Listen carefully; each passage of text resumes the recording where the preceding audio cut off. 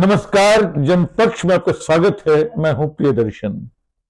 दोस्तों, आज मैं एक ऐसी किताब की बात करने जा रहा हूं जो अगर गूगल पे भरोसा करें तो 63 भाषाओं में अनुदित हो चुकी है।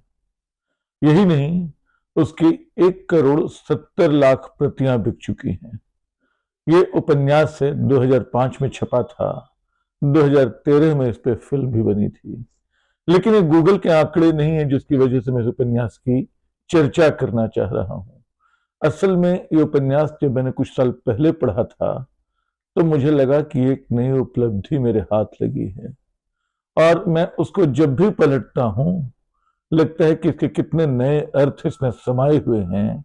लिखने की विधियों से लेकर एक उपन्यास कैसे लिखा जा सकता है, कितनी सहजता से कितनी गंभीर बात की जा सकती है, इस पे भी एक पाठ उपन्यास के भीतर जैसे मौजूद है। मैं बात कर रहा हूं उपन्यास बुक थीफ की। ये उपन्यास है द बुक थीफ, मार्कस जुकास का उपन्यास। ये 2005 में छपा था और इसके केंद्र में नाजी जर्मनी के लोग हैं। नाजी जर्मनी के वे दिन हैं 1939 के बाद के, जब हम द्वितीय विश्व युद्ध भी देख रहे थे और जर्मनी के भीतर यहूदियों के साथ हो रहे वो सारे अत्याचार भी देख रहे थे। उनकी कहानियां आज तक सिहराती हैं। उपन्यास के केंद्र में जो कथावाचक है वो मृत्यु है। मौत इसकी कहानी शुरू करती है और ऐसे अवसर भी आते हैं जब मौत कहती है कि युद्ध और नफरत मेरा काम बढ़ा देते हैं। कई बार मैं मायूस हो जाती हूँ। मैं फिल्मों में जिस तरह दिखते हैं उस तरह नहीं आती हूँ। मैं चुपचाप आती हूँ, लोगों को उठा के चल देती हूँ। इतनी सारी लाशें, इतने छोटे बच्चे, इतने मासूम लोग, ये सब आते हैं और सब को निपटाना मेरा काम होता है। वो लगातार डेथ डायरी के नाम से बीच बीच में आपको उपन्यास में चैप्टर मिलते जाते हैं, लेकिन कहानी मृत्यु की नहीं है। मृत्यु तो बस कथाकार है। असल कहानी शुरू होती है एक ट्रेन से। एक माँ है जो अपने दो बच्चों को, एक बेटी है 9 साल की और एक उससे छोटा भाई है, लाइजेल और वर्नर। इन दोनों को म्यूनिख के आगे मोल्चिंग में एक घर में छोड़ने जा रही है। वो इन बच्चों को पाल नहीं सकती, साधन उसके पास नहीं है। वो उसको अपना समाज भी छुपाए रखना है, तो वो इन बच्चों को एक परिवार को देने जा रही है। उस परिवार को इन बच्चों को पालने के एवज में कुछ पैसे भी सरकार की ओर से मिलेंगे, कुछ अनुदान भी मिलेगा। लेकिन रास्ते में बहुत ठंड है, इतनी ज्यादा ठंड। ट्रेन गुजर रही है म्यूनिख की ओर, चारों तरफ बर्फ गिरी हुई है और उस बर्फ में खांसता हुआ बच्चा, मौत आती है। रात को सब सोए हुए हैं, चुपचाप उठाकर चल देती है उसको। बस एक बच्ची, उसकी बड़ी बहन लाइजल, उसको देखती है कि मौत उसको ले जा रही है। एक आंख से वो हिटलर का सपना देख रही है, हिटलर के बड़बड़ाते हुए भाषण देख रही है, हिटलर के उन भाषणों पे रोशनी पड़ रही है। और 9 साल की बच्ची, अब बीच में ट्रेन रुकती है, रोकी जाती है उस बच्चे की वजह से, और उसी बर्फानी मौसम में बर्फ के बीच उसकी कब्र खोदी जाती है। जो कब्र खोदने वाला है, ग्रेव डिगर, उसके हाथ में एक किताब है। वो किताब कहीं गिर जाती है। 9 साल की ये बच्ची उस किताब को अपने भाई की आखिरी स्मृति संभाल के मानकर चुपचाप उठा लेती है। ये उसकी पुस्तक की पहली चोरी है। जिस घर में आती है, हांस ह्यूबरमान और रोजा ह्यूबरमान पति पत्नी, दोनों, पत्नी थोड़ी चिड़चिड़ी है, कर्कश है, हालांकि भीतर से बहुत मीठी है। और हांस जो है, पुराना सैनिक रहा है, एकॉर्डियन बजाना जानता है, वो उदार है। उसके साथ बच्ची का एक नया रिश्ता बनता है। आने वाले दिनों में ये कथाएं आगे बढ़ती हैं, कुछ और किरदार जुड़ते हैं। एक हांस का दोस्त हुआ करता था जो एकॉर्डियन हांस के कमरे में है, वो असल में उसके उसी फौजी दोस्त ने दिया था जो जिसकी बड़ी गहरी स्मृति उसके पास है। और कभी उसने वादा किया था कि किसी संकट में मदद करेगा। उसका बेटा, यहूदी बेटा, छुपते छुपाते यहां आया है और इससे शरण मांग रहा है। ये मोल्चिंग नाम की जगह है, म्यूनिक से आगे, उसकी हिमल स्ट्रीट है। वहां ये सारा कृत्य घटित हो रहा है, सारा जीवन घटित हो रहा है। युद्ध के अंदेशे, भेदभाव के अंदेशे, यहूदी नस्ल कत्लेआम के अंदेशे, गेस्टापो के अंदेशे, इन सब के बीच एक छोटा सा परिवार दबा सिकुड़ा किसी तरह जीवन यापन करता जी रहा है। ये मामूली लोग, उसमें एक दोस्त है, उसका नाम स्टर्नर, हाँ, रूडी स्टर्नर है। वो जेसी ओवेंस का फैन है।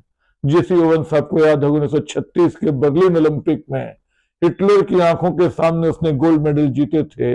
ब्लैक था और हिटलर इससे बड़ा नाखुश हुआ था। तो जेसी ओवेंस का फैन है और अपने शरीर पे एक रात वो पूरा काला पेंट करके दौड़ रहा दिखाई पड़ता है। तो ये मामूली लोगों के प्रतिरोध हैं।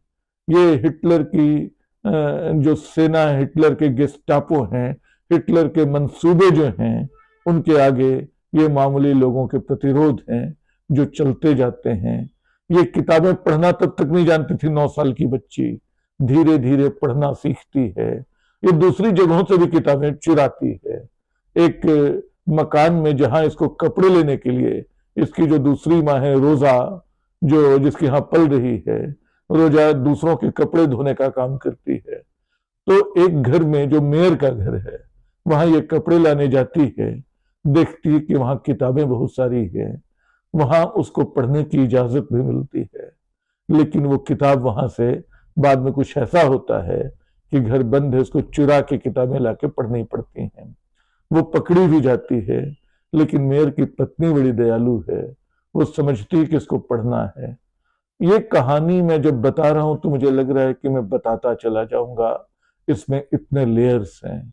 उसमें एक टीम फौज चली आ रही है, यहूदियों की परेड लगाते हुए, उनके बीच किसी को ब्रेड मिल रहा है या नहीं, कैसे वो रो रहे हैं, इन सब के दृश्य आपको दहलाते हैं।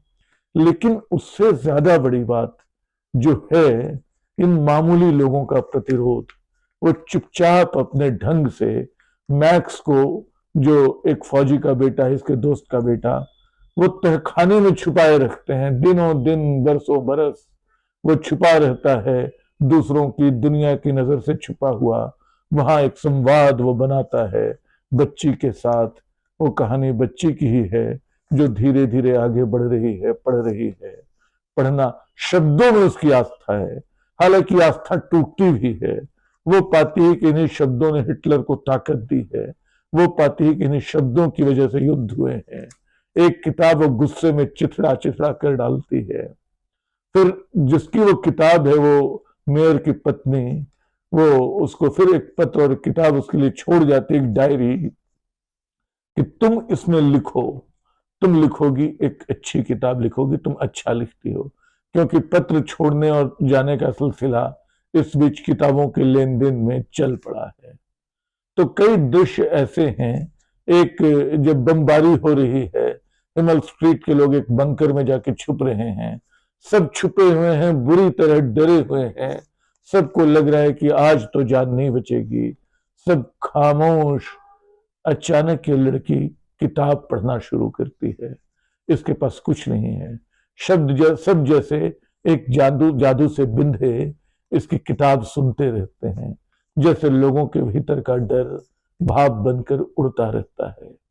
और जब ये सायरन युद्ध का खत्म होता है, सब बाहर आते हैं एक सुकून के साथ। दूसरा ऐसा अवसर आता है तो फिर इसको किताब पढ़ने को कहा जाता है कि तुम पढ़ो किताब। किताब पढ़ने वाला को कहने वाली वो महिला है जिसका इसके परिवार से बुरी तरह झगड़ा है। तो किताबें, शब्दों की दुनिया आपको तोड़ती भी है, बचाती भी है।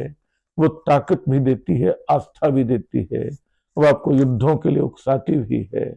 ये पूरी किताब जिसको मैं ठीक से इसके बारे में बताना चाहता था लेकिन बता नहीं पाया। दूसरा इसका शिल्प, जैसे आप कोई जासूसी उपन्यास पढ़ रहे हो, लगता है कि आप वैसे इसको शुरू कर रहे हैं। तो शुरुआत में बिल्कुल शुरुआती पृष्ठ इसके देखिए, जैसे मृत्यु से शुरू होती है। डेथ एंड चॉकलेट पहला चैप्टर है। First the colours, then the humans, that is actually how see things, और एटलीस्ट हाउ आई ट्राई। ये मृत्यु का बयान है कि पहले मैं रंग देखती हूँ, फिर लोगों को देखती हूँ। इसी तरह आमतौर पर मैं चीजों को देखती हूँ या देखने की कोशिश करती हूँ। I mean, all truthful, attempting to be cheerful about the whole topic, though most people find themselves hindered in believing me. No matter my protestations, please trust me. I most definitely can be cheerful. I can be amiable, affable. मृत्यु बता रही है कि वो कई बार cheerful हो सकती है। जिंदगी जो है जिस तरह की है, उसमें कई लोग, आगे की डायरी में एक जगह दिखता है कि वो कहते हैं कि लोग चाहते हैं कि वो मुझसे चाहते हैं कि मैं उन तक आऊं, लेकिन मुझे लगता है कि मैं इतनी लाशें समेट रही हूं। कई बार जर्मनी में जो कुछ हो रहा है उसे देखकर मेरा कलेजा भी फटता है। मौत का ये बयान, मौत बिल्कुल आखिरी तक की कहानी कहती है। धीरे धीरे वो लड़की वहां से उठकर, वहां से मेयर की पत्नी शायद उसको ले जाती है। आपको इसमें चित्र भी मिले हैं कई के बीच में, जो कहानियों को जोड़ते जाते हैं, याद दिलाते हैं कि कहानियां असली हैं, कुछ ऐसा बताते हैं। तो 1939 से 1943 तक जब हिमल स्ट्रीट पे बम गिरता है, इस लड़की के घर पे बम गिरता है और हांस और रोजा मारे जाते हैं, उसके बाद वो लड़की वहां से निकाल ली जाती है, उसको ऑस्ट्रेलिया ले जाया जाता है। ये कहानी अलग अलग खंडों में बंटी, अलग अलग जुबानों में कही जा रही, आपको लगातार बांधे रखती है। एक बेहद मुश्किल कहानी, लेकिन बेहद करीने से कही हुई। डेथ डायरी इसमें बार बार आती है। वो जैसे मैं देखना चाहता हूं, there certainly rounds to the point a region for hours and time. मैं इसको असल में पढ़ना शुरू करूंगा तो फिर पढ़ता चला जाऊंगा, है ना। लेकिन वो मृत्यु भी विचलित है इस सब कुछ से जो कुछ हो रहा है। मृत्यु भी हिटलर के इस दौर को देखकर डर रही है। ये कहानी बाद में लिखी जाती है, बरसों बरसों बाद। लेकिन इस किताब को, इसके शिल्प को, जिस तरह उपन्यास लिखा गया है उसको, और इसके भीतर इतनी कथाएं अंतर्गुम्फित हैं कि उनको पढ़ते हुए आप रुकेंगे नहीं। ये बहुत मोटी किताब है। मैं नहीं जानता हूं इसका हिंदी में अनुवाद हुआ है या नहीं, काश हुआ होता, लेकिन मुझे नहीं लगता है कि हिंदी में है इसका अनुवाद। ये करीब 600 पृष्ठों को छूती किताब है। आप इसको पढ़ेंगे तो इतिहास के एक अध्याय से खुद को गुजरता हुआ म्यूनिख की सड़कों पे, हिमल स्ट्रीट पे खुद को पाएंगे, इतनी जीवंतता से उस कालखंड की, उस नफरत, खून, युद्ध और तमाम तरह की तबाही से भरे कालखंड की कहानी आप पढ़ेंगे, जिसमें एक छोटी बच्ची शब्दों से, किताबों से, चुराई हुई किताबों से अपनी आस्था बचाती है, उससे मुठभेड़ करती है और एक दिन ये पूरी कहानी लिखती है, द बुक थीफ। फिर मैं किसी और दिन किसी और किताब की बात करूंगा। आज शुक्रिया।